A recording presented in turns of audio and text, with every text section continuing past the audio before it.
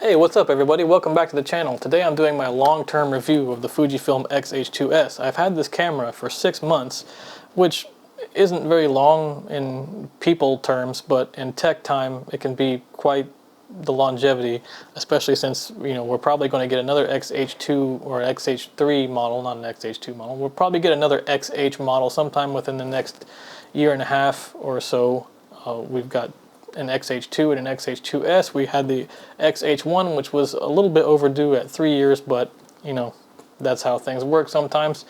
Anyway, I'm going to address my experiences with this camera over the last 6 months. I'm going to answer a lot of questions that I've got that came in my comments, as well as some concerns. I mean, the camera is kind of in battle. It gets a lot of negative comments, but it also gets a lot of positive comments, and I'm going to be honest with you about my experiences using the camera over the last 6 months. I'm sorry if my dog is a little distracting to you, but anyway, I'm going to start off going over the different use cases. So for photography, videography, and then I'm going to address some questions as well as some of the different aspects of my experiences, such as overheating and whatnot. And anyway, the video might get a little bit long, so please feel free to use the chapter markers to get straight to the points that you care about, and I'm not wasting your time.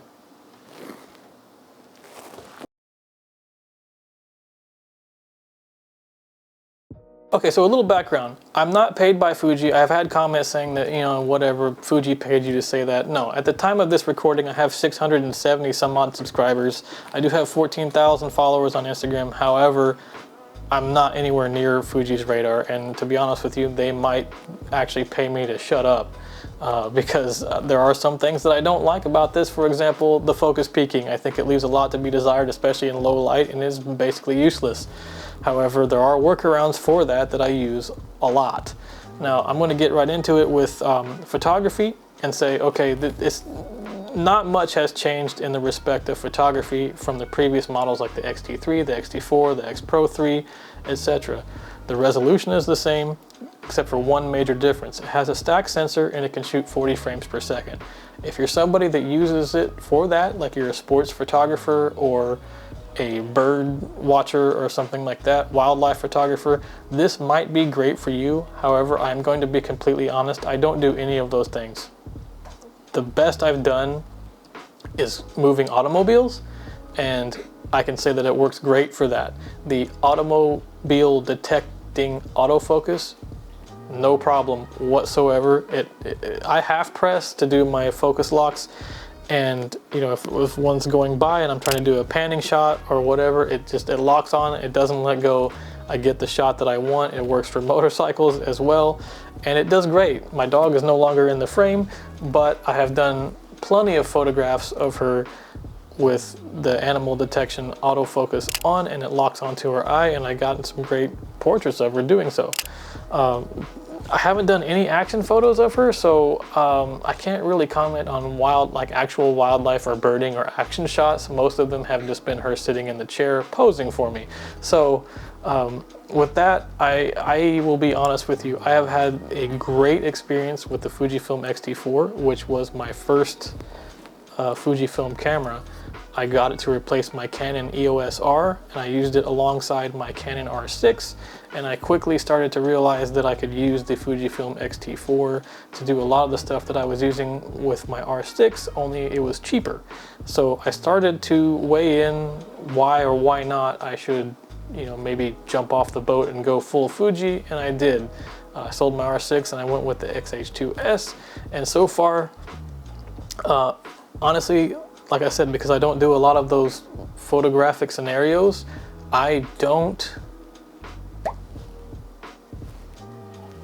sorry about that, I just lost the light.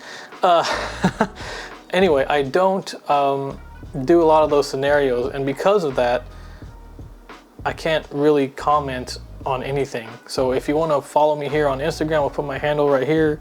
You can see over the last year and a half, I have done nothing but use the X-T4, the X-H2s, and there are some, so make sure you pay attention to the hashtags. There are some with the X-T5 that I have taken recently, but not not so many. So you can see some examples of the photos that I take, my landscapes and street photography, stuff like that, with this camera, and see for yourself what kind of photos come out of it.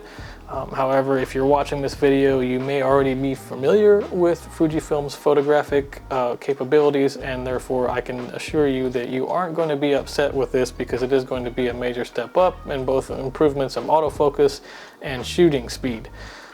But again, since I don't do a lot of fast moving, like baseballs hitting a bat, I can't comment on the stack sensor and whether or not the bat still looks straight because it's moving so fast. I wish I could, but I can't. And other than that, like I said, the focus peaking kind of sucks, which I do try to use that a lot when I'm doing some moon photography and landscapes with the city and the moon rising and stuff like that, and it does leave a lot to be desired. However, some of the other focus assist methods, like the digital prism and stuff, work great. However, when I'm doing video, which is not part of this section, I kind of rely on the focus peaking sometimes, and it really doesn't work that well for me, so I end up using an external monitor.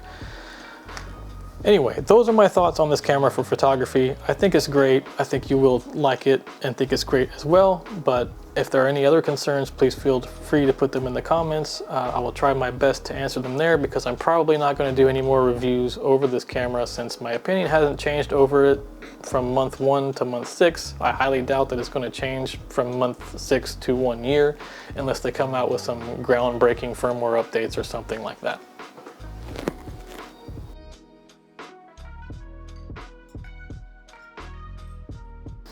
All right, video shooters. I think you'll love this camera. Maybe you will, maybe you won't. There's a lot of people that sort of argue about the price point, saying, oh, there's so many other cameras that you can get for $2,500. But to them I say, look, it has a stack sensor in it, and you have to remember that. And it's using an X-Trans layout, not a Bayer layout. So the Sony A1, Canon R3, etc., they all use Bayer layouts, where this uses a different pixel arrangement called the X-Trans. So this sensor had to be manufactured from the ground up, brand new, and stack sensors are more expensive to manufacture, and that's why it's $2,500 and the XH2 is not. Even though it's higher resolution, the XH2 is higher resolution and whatnot, it doesn't have a stack sensor because they're not as expensive to manufacture. And that is one thing that you need to take into consideration, and one of my biggest strengths for this camera. The stack sensor has such a fast, high readout speed. It is phenomenal. You don't have any really, there is a little bit of rolling shutter if you get, for like, say for instance, the 10 to 16 millimeter lens. You might see some when you're out really wide like that and you're doing like a landscape, like a really wide scene. However, if you're using the high res 4K or 6.2K, you can always crop in a little bit, as well as the fact that it's very easy to stabilize, especially if you're using Davinci Resolve. If you set your, I've had the best luck setting my stabilization mode to translation, so it sort of counteracts the movements that it sees in the system's, you know, in the video footage's movement, and tries to counteract them, and it seems to work really well. However, the X-T5 and the X-T4 had terrible rolling shutter for video anyway. When I was holding it out like this, you know, it wasn't too bad. Not a lot of people noticed because my head is in the center of the frame, and the wobbles were here in the corners.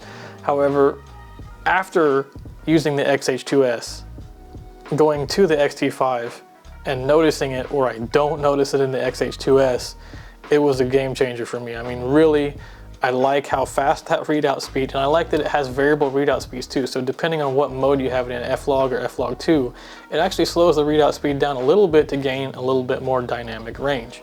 That's the other strong point. I really like the dynamic range and the grading power of this. Now, I was just starting video when I got my X-T4, and I've since evolved quite a bit, and I've done a lot of courses on color grading, color corrections, and things like that, and I'm not the best at it, admittedly. However, having so much data to work with does make it easier for you to obtain a certain look in your footage that you might be going for, and I love that.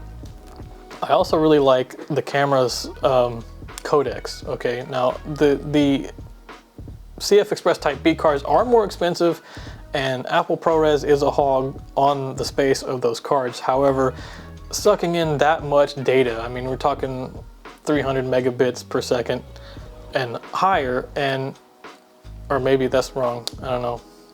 I can't remember off the top of my head the exact bit rate, but it's high. It's high enough that you can definitely see a really, really good amount of detail in these photos and videos versus like the X-T5 and H.265 at even at 720 megabits. You know, the Apple, man, and it is so easy to edit because it's not interframe dependent, and that makes it so great. Now I know a lot of other cameras can do Apple ProRes codecs internally. However, some of them have heating issues. Not all of them do, and this one, for the most part, does not. I've been recording on this camera. I've actually shot some other videos before this, and I'm still on the same battery. However, I've gone well into 40 minutes of record time without it getting hot. And they do have the heat dissipating fan that you can buy as an add-on if that's something that worries you. Now, I will say, this is not a cinema camera. And rightfully so. They wanted to market it as a hybrid camera. Now, I would love to have false color. I would love to have waveforms. I would love to have anamorphic D-squeeze. However, I understand some of the marketing standpoints of why Fuji might not want to do that, because it starts to tip the scales towards video, which makes photo shooters that may want to take advantage of the stack sensor and the 40 frames per second shutter speed to be able to use it.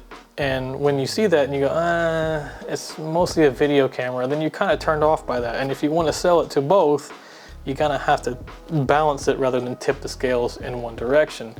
However, if you are a professional video shooter or someone who's emerging like myself and experimenting with anamorphic lenses as well as cinema lenses, you probably have or could obtain an external monitor like I have. I have a Portkeys PT5 monitor, and it's a great little monitor. It does all the things that I wish this camera did.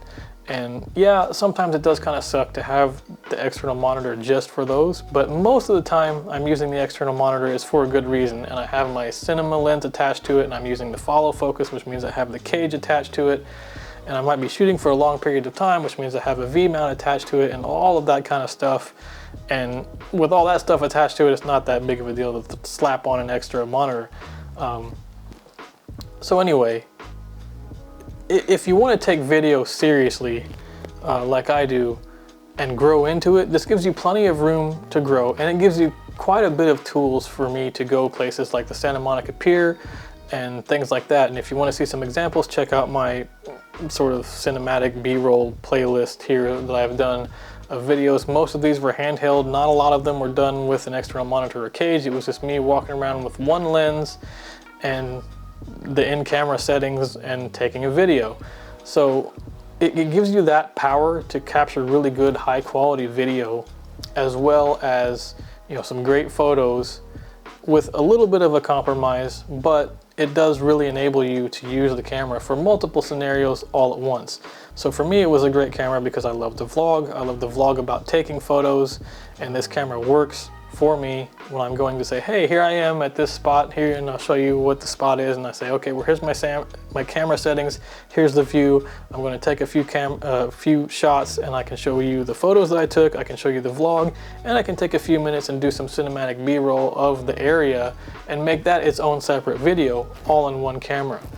And that's really where it shines, and I think that the video capabilities of the camera are great for those kinds of things. And then if you want to expand it a little bit, say maybe you're doing a documentary or a talking head like this and you want to use an external monitor, you can get a lot of the features that I feel like should be in this camera. Now, will they do it in a version 2? Maybe, maybe not. Maybe they've got a cinema camera in the works. I don't know. But I feel like this is a great camera for those options, and if I were to grow out of it into shooting RAW or something like that, I probably would need to start looking at an actual cinema camera anyway. And for the most part, most cinema cameras aren't going to be in the form of a mirrorless body or a DSLR size body anyway. So, you know, it leaves some room to grow into that without actually having to buy a cinema camera and all the things that are necessary to make it work, which is kind of a headache. So with that being said, it is not a cinema camera, but it is a fantastic little camera to do great video.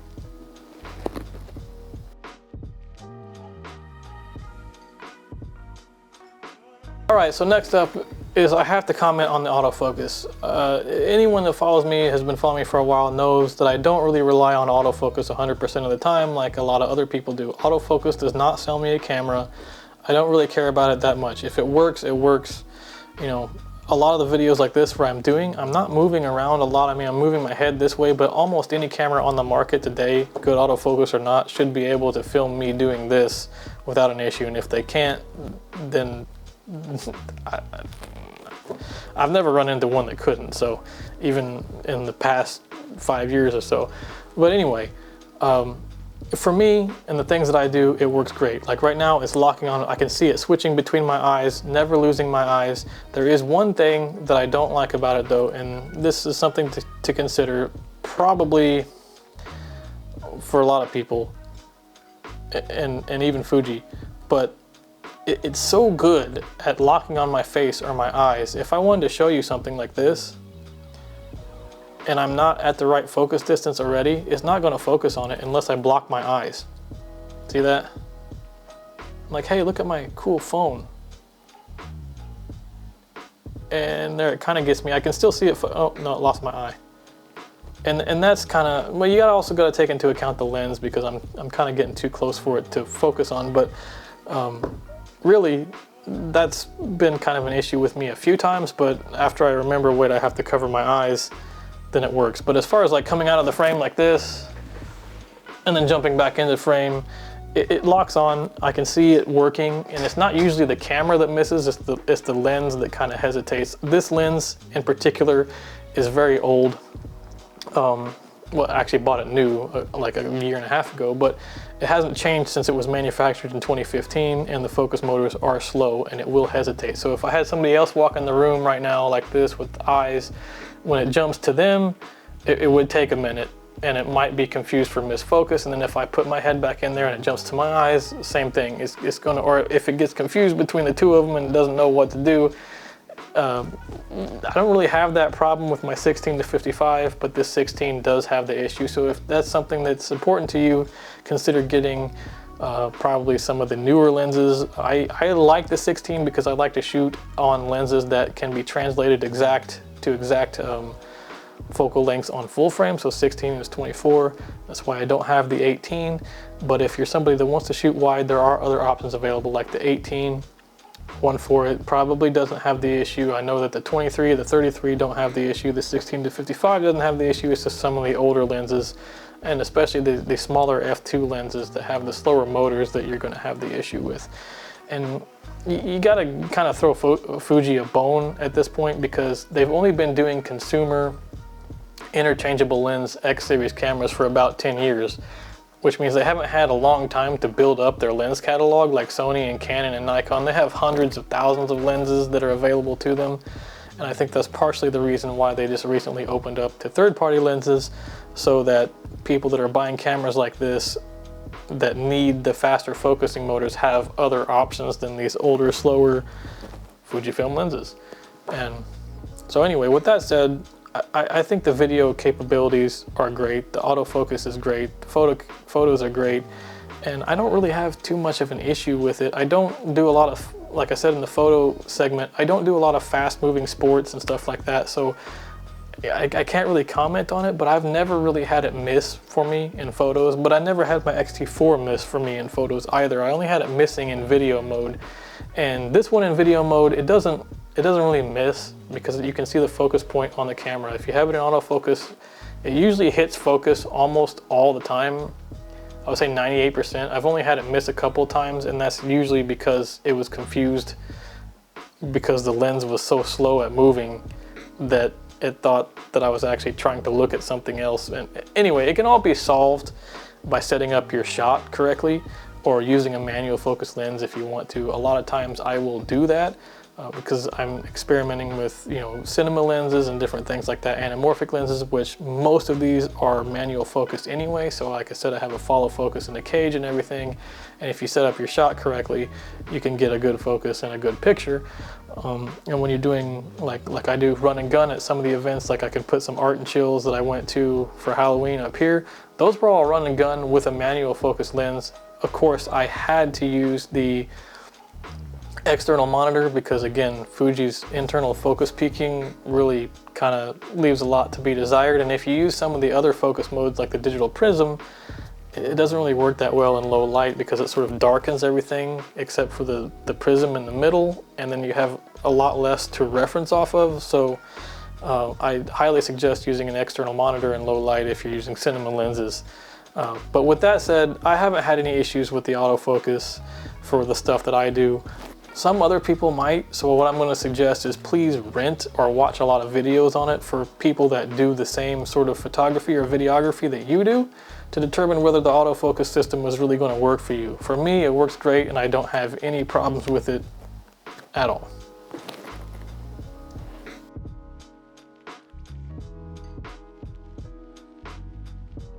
So now I'm just going to answer some questions and stuff like that. I have gotten a lot of comments in previous videos and I'm going to kind of address those right now. So one, I'm not paid for Fuji. I think I said this earlier in the video. They don't care about me. I have 670 some odd subscribers at the time of this recording. I do have 14,000 on Instagram, but that's not enough to be really on their radar in any way. So I'm not paid for them. Some people have called me a Fuji, I'm not paid by them. Some people have called me a Fuji shill and whatever. And a little bit of background, like I said earlier in some of the other segments, I did shoot Canon for a long time and now I'm on Fuji. So I'm sorry, I'm not getting paid to make these videos. Another thing I will address is the build quality. I think the camera is great. If you want to know more, you can watch my 1 month review about it. I go into a little more depth about it. I will notice that it does have some scratches on the bottom from me taking the cage on and off, but they are not that noticeable. It doesn't turn silver if you scratch it. It's still black underneath. One thing I will comment on, and I'll show you a video that I took with my phone right here, is the areas around the shutter dial and the shutter button, the record button, where my finger rests. They do, with the oils from your finger, tend to make it a little bit more shiny. That is prevalent, as well as the SD card / battery door where your palm sort of rests. It is a little bit more shiny there, but as far as having scratches and, you know, the overall build quality, I feel is very similar to any other mirrorless camera body out there. It is slightly larger than the Sony A1. I'll put that photo right here. My friend Peter, he brought his A1 with him, and you can see that the XH2s is slightly larger. So if you have bigger hands and things like that and you're worried about the deep grip, you know, if you like the Sony A1, this is going to be fine. It feels just like my old R6, and the overall build quality is fine. I think that it's, you know, if you're coming from any other system that used a PASM dial like this, like I did from Canon, I don't think that that's going to be a big deal for you either. A lot of people hate the PASM dial, or a lot of Fuji OGs hate the PASM dial because they like the XT line. And I don't really care. I think the XT looks great, but I don't use those dials very often. I think they look cool, but I have the buttons set up to do the same thing, and I can do it faster with the buttons and the dials so I don't miss the shot. There's also a lot more shutter speeds available to you if you use the shutter dial versus the dial on the top. So I don't really have any problems with it. Now I will show you this one video because I did miss, like I'll show you the example here. Let me see, is this the right switch? Yeah, this one. So I do miss the photo video switch like this. I didn't have that on my R6, and it doesn't really come with the Fuji X-H2s, but I will show you this video here that I took with my phone. You can program any of these buttons, these blank buttons, to actually jump into any of the custom modes. I have mine set to jump into C1, so if I push it, it will go to C1 4K, ProRes 422, 24 FPS, you know, and the settings as far as shutter dial speed and ISO will be right where I left it. And if I hit the button again, it'll go right back into photo mode right where I left it. And it will also work if you turn the top dial up here to custom 3, custom 4, let's say you're in 6.2K on custom 3, or you're in 40 frame per second burst mode on custom 3, and you want to drop into your preferred settings for C1, hit the button, it goes there, and then you hit it again and it goes right back to C3 or wherever you were prior. So that is a great workaround, and it was a lifesaver because I didn't want to use the PASM dial because sometimes I would turn it a little bit too hard and end up in the wrong mode, and then I'd have to turn it back, and then by that time the shot was gone. And so, you know, Anyway, I don't have a lot else to say about this camera. I just wanted to address those things about how you could quickly... One guy asked me if you could take a picture while you were filming. No, you can't. I don't know why you would want to. You could just extract the frame in the video editing. That would be helpful because if you're taking a video, I can't imagine like if you hit the shutter button even to take a picture and it wasn't programmed to start and stop recording, it would be stuck at whatever video settings you are currently in. Like right now I'm at f1.4, ISO 1250, 1/48. That's what the picture would be at. Now assuming you're properly exposed for the shot in the video, it would be fine, but still you could always just extract the video frame. So no, you can't. And then another thing is another comment I got was, why would anyone want to buy this? It's not Netflix certified. I mean, again, look, I have 670 some subscribers out of all the people watching this video, and even the ones that have gone a little bit out to like 30,000 views, out of all those people, how many of them are actually going to get something on Netflix, right? And of all the sales of all the Panasonic Lumix cameras and the Canons of the world, how many of those people have actually gotten something that on the consumer side have bought those cameras that have actually got something on Netflix that weren't part of a production company or something, you know, like independent completely? Probably less than 1%, probably less than 0.5%. And yeah, it would be nice to have it on there, but the file formats are also Netflix certified anyway, so you could always transcode stuff and do it on your computer and they'll still pick it up. And at the end of the day, what matters is the story that you're trying to tell. If Netflix likes that story, they're probably going to buy it from you anyway, regardless of what camera you took. If they think it's a hit, they're going to take it from you because there's millions of dollars to be made there. So I don't really, I don't really care. And there are a lot of other great cameras out there, but I really like this camera because it's just nice, it's compact, it gives me the confidence to take it and to go out and do a vlog, take photos and video, like nice B-roll sequences all at the same time, which is why I find myself reaching for it over my X-T5. The X-T5 is great. I've been doing a lot of landscapes lately and I do take it and I can vlog on it, but I can't see myself, so I put it in shutter priority, which is fine, but I don't get the nice blurry background, which some people like for privacy purposes and things like that, but also it doesn't really matter. It's at the end of the day, it's a vlog and it has the jello from the IBIS wobbles, and I just really don't have the confidence that I could actually make a good cinematic B-roll sequence of 2 to 3 minutes in length of, say, like Hollywood. If I was out doing street photography, I would be confident to get a vlog and photos, but if I wanted to do some really nice video of the area while I was there, I don't think that I would have the confidence, but I would with this camera. And I really enjoy using it because I can get all of that in one. One thing I will comment on is the battery life sucks. Please get at least 2 batteries, because if you're shooting ProRes 422, it is going to go kind of quick. And that's just kind of the nature of it. When you're recording at that high of a data rate, it's gonna suck juice. It's gonna use power. So other than that, if you found this video helpful, give me a thumbs up. If you didn't, you feel free to give a thumbs down. If there's anything I didn't touch on, please feel free. I do answer most of the comments, so feel free to comment down below and I will try to answer any questions you have.